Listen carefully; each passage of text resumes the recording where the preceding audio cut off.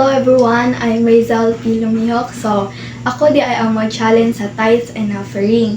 So, karon before anything else is i-introduce na ako unsa ang tithes and offering.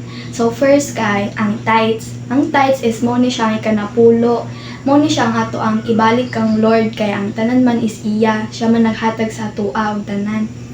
Siya may nag-reward ra sa atoa mga blessings. So, ihatag na to ang atong kanapulo sa iya ha. Like for example, makadawat like sa mga students, makadawat ni o kanang 70 na mo every day. So, ang kaning 70 is pwede na to siya i-times sa 0.10.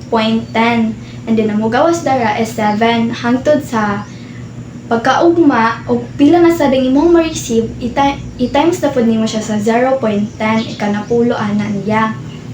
So, hangtod sa matigom hangtod sa mabot ang Sunday, ihatag na to siya sa simbahan, which is mahimo na tong tithes ikanapulo nga ibalik dato sa Ginoo.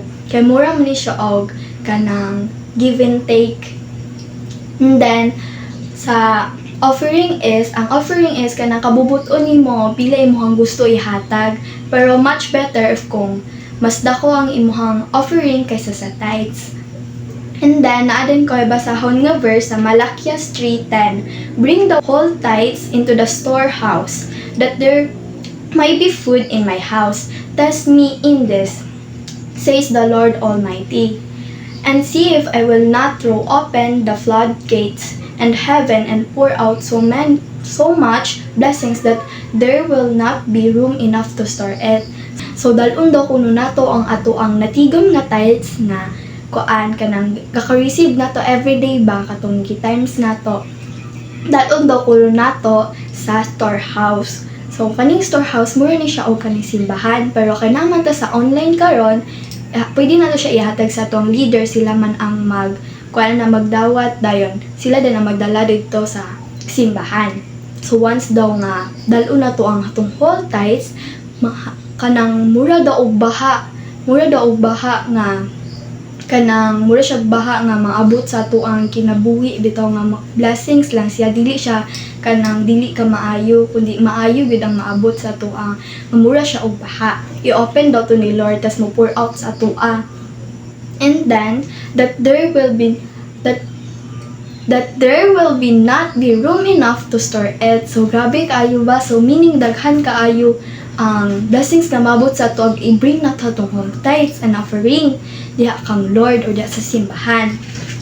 Kay nagyud rin nakabutang nga that there will not be room enough to store it, kanang wala na to yung room, wala na daw space para mabutangan sa blessings. Kay meaning puno na kayo, meaning ang ihatag ni Lord sa ato pag banang sincere pud ang atong feeling nga paghatag diha kaniya is kanang pilo-pilo ang iyang paghatag sa ato, dili lang pilo-pilo kundi floods na daw, kanang baha na daw ang maabot sa ato. So as a student is nako ang maingon ani is kanang every time sa una pa is ginahatag na nako akong tithes incomplete. So every time na magahatag ko, tas every time nga naa ko kanang mga challenge in my life nga kanang magalisod ko about sa financial ako is nagit si Lord magatabang sa ako and every time nga need na ako og money sa nay mga butang nga dapat nako bayaran or mga anything ana is hatagan ko ni Lord of blessings, ways or tao nga para ma-help sa ako.